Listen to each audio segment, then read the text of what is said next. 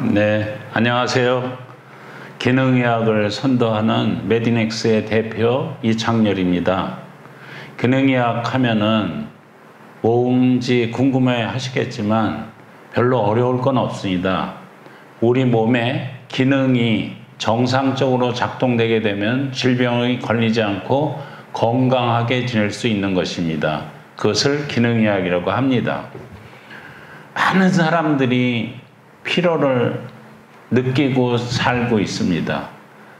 나는 왜 항상 피곤할까요? 하는 사람들이 많이 있습니다. 현대인들은 누구나 피곤하게 살고 있습니다. 학생, 직장인, 주부 말할 것도 없이 다들 피곤하다라고 호소를 하는 사람들이 많습니다. 하루 종일 쉬어도 충분히 잠을 자고 나도 피곤하다라고 합니다. 왜 피곤할까요? 왜 이렇게 푹 쉬었는데도 피곤할까요? 그거에 대해서 우리는 하나하나 알아보도록 하겠습니다. 우선 피곤하다라고 하면은 피로를 일으키는 원인이 무엇인지를 알아야 됩니다. 피로를 일으키는 원인이 10가지가 있는데 제일 첫 번째가 수면 부족입니다. 두 번째는 부신이라고 콩팥 위에 있는 콩알만한 조그마한 장기가 있는데 그것이 기능이 저하되어 있을 때입니다. 세 번째가 카페인과 설탕에 너무 과량으로 섭취하는 것. 덜 피곤하려고 카페인과 설탕을 섭취하는데 오히려 그것이 더 피곤함을 느끼게 만듭니다. 네 번째는 갑상선 기능 저하증이고 다섯 번째는 내가 먹은 음식이 잘 안 맞을 때입니다. 여섯 번째가 우울증, 일곱 번째가 영양 섭취가 부족하다는 경우고 여덟 번째 당뇨, 그 다음에 빈혈, 심장질환, 그 다음에 중금속 오염 등이 이런 것들로 인해서 우리가 피곤의 원인을 나타나는 것입니다. 그러면 이런 피곤의 원인을 하나하나 해결을 하다 보면은 피곤에서 탈출할 수 있게 되는 것이죠. 우리가 만성 피로 증후군의 3대 원인이 있는데 첫 번째가 에너지 흡수입니다.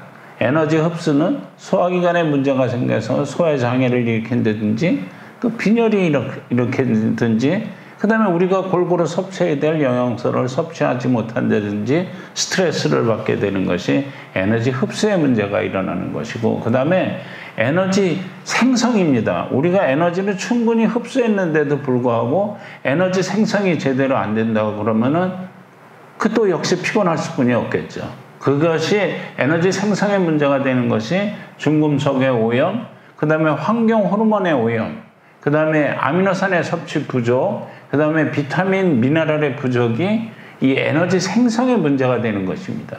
그 다음에 에너지 소비의 문제점이 있는 것입니다. 우리가 수면이 부족한다든지 카페인이나 설탕을 너무 많이 복용한다든지 호르몬의 부조화가 일어난다든지 어떤 스트레스로 인해서 질병 같은 것이 일어났다 그러면 에너지 소비의 문제점이 있는 것입니다. 이런 것들의 3대 원인 중에 어느 것을 찾아내는 것이 중요한 일이 되겠죠. 그러면 우리가 이런 에너지 흡수 이런 것에 에너지는 우리 몸속에서 어떻게 만들어지느냐? 에너지 만들어지는 것은 먼저 음식, 단백질, 지방질, 당질 이런 것들을 먹어야지 됩니다.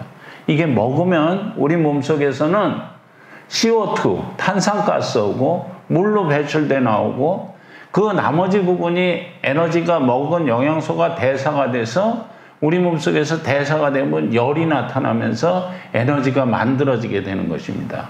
이런 복잡한 구조식이 에너지 대사가 일어나는 하나의 화학과정 구조를 만들어 놓게 되는 것인데 여기 빨갛게 표시되어 있는 것들이 중금속 때문에 대사가 돌아가다가 끊어지는 역할을 하게 되는 것들입니다. 그래서 이런 에너지 생성을 조절하게 하는 것들에 우리 몸속에 기능이 있는데 첫 번째가 자율신경계. 그래서 병원에 가면 많이 얘기를 듣죠. 자율신경이 실조되어 있다. 그 다음에 내분비계, 호르몬 분비가 제대로 안 되고 있습니다. 그것은 뭐냐면 부신 호르몬이라는 것이 있는데 우리가 열받으면 어떻게 돼요?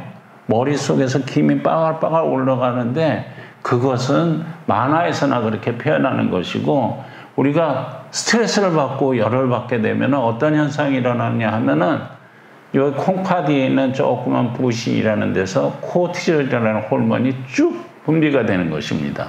그렇게 되다 보면은 이게 한번 분비되고 정상으로 들어와야 되는데 이게 안 들어오게 되고 계속 코르티졸이 분비가 돼서 과잉 생성으로 나타나게 되면 피로를 느끼게 되고 몸의 대사가 일어나지 않게 되는 것이죠. 그 다음에 면역계에 문제가 일어나는 것입니다. 이런 것들이 일어나게 되면 어떤 현상이 벌어지느냐 하면 세포는 항상 에너지 생성을 조절을 하고 있는데 세포가 스트레스를 받게 되는 것은 인슐린이 너무 많이 분비된다든지 어떤 감염이 일어났다든지 어떤 독성 물질이 들어온다든지 그 다음에 세포에 물이 모자란다든지 이런 등등의 것들에 의해서 세포를 건강하게 해주지 못하고 스트레스를 받게 되는 것인데 그 중에서 제일 중요한 역할을 하는 것이 아까 부신의 문제점이 있는 것에 코르티졸 레벨이라는 것이 있는 것입니다. 그러면 코르티졸이 어떤 거냐? 아침에 해가 뜨면 어떻게 되나요? 전부 정상적으로 일어나죠. 근데 그 정상적으로 일어나는 기능이 뭐냐면 코르티졸이 정상적으로 분비가 돼서 어느 정도 올라왔기 때문에 사람 몸이 일어나지는 것입니다. 아무리 깨워도 일어나지 못하는 사람들은 코르티졸이 분비가 안 되고 있는 거예요. 그런 사람들은 아침에 일어날 수가 없는 겁니다. 아, 저놈은 왜 저래? 이렇게 해놓고 뭐라고 얘기할 게 아니라 코르티졸이 제대로 분비되게 만들어주는 것을 우리가 찾아봐야 되는 것입니다. 그러면 이런 코르티졸의 얘기를 아침에 기상측지에서 이게 올라가 있어야 되는데 이게 쭉 떨어져 있으면은 얘는 아침에 아무리 깨도 안 일어나게 되는 것이죠. 그리고 이게 코르티졸이 기상 후, 그 다음에 기상 후 30분, 기상 후 60분에 최고의 피크에 올라갔다가 떨어져야지만 에너지 생성 조절이 저절로 되고 있는데 이런 것들을 그러면 어떻게 알아보느냐? 그거는 간단하게 우리가 이 입에 있는 침을 분석을 해보면 코르티졸의 레벨을 알아볼 수 있는 것들입니다. 그래서 피로의 원인을 찾아내는 검사는 타액에 있는 호르몬, 코르티졸 분비가 제대로 일어나고 있는지 안 일어나고 있는지 이런 것들을 찾아보는 검사하고 그 다음에 모발 조직중 금속 검사에서 모발을 잘라내서 우리 몸속에 모발을 다른 데를 잘라낼 수도 있습니다만 그거는 너무 외과적인 수술을 통해야 되고 힘들지만 모발은 아무리 잘라도 아프지를 않죠. 모발을 잘라내서 모발에 잘라내 있는 성분을 하나하나 분석을 하다 보면 우리 몸속에 중요한 역할을 하고 있는 미네랄이라는 것이 얼마만큼 있는지를 알아낼 수 있고 또 중금속이 얼마만큼 있는지를 알아낼 수 있는 방법이 됩니다. 그래서 피로의 원인을 찾아내게 되는 거고 세 번째는 혈액검사를 해보는 것입니다. 혈액검사를 하게 되면 병원에 가면 무조건 피를 뽑죠. 왜 피를 뽑겠습니까?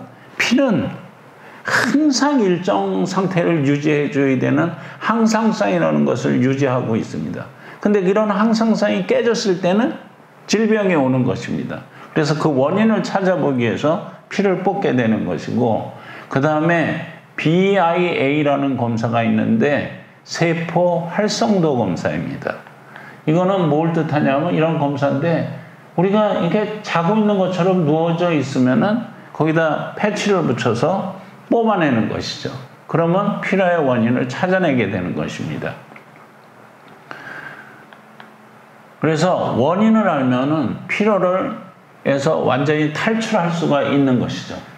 정상에서 산에 올라가 있으면 얼마나 쾌감을 느끼고 시원해지겠습니까?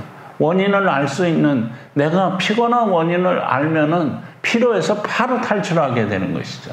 그러면 원인을 아는 것 중에 아까 얘기했듯이 소화기관에 문제가 있어서 에너지를 받아들일 수 있는 에너지 흡수를 할 수 있는 것에 문제가 생긴다 그러면 그 원인을 먼저 찾아내는 것이 중요한 거고, 두 번째는 영양소가 부족하다. 내가 먹고 있는 것이 탄수화물하고 당질만 먹고 있느냐, 안 그러면 비타민, 미네랄도 충분히 먹고 있느냐, 이런 것들이 중요한 것으로 들어가 있는 거고, 또 아닌 경우에는 그 중금속이 있어서 중금속에서 내 몸을 망가뜨리고 있다라고 그러면은, 대사를 안 일어나고 있다 그러면 피로가 올 수밖에 없는 것이죠.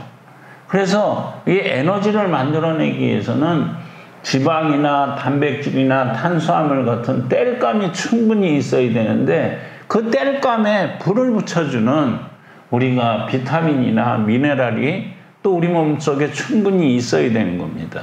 근데 그런 것들을 부족하면 피로가 나타나게 되는 것이죠. 그래서 우리가 이런 것들을 그 원인을 하나하나 찾아서 보완해 줄 때 피로에서 벗어날 수 있는 것입니다.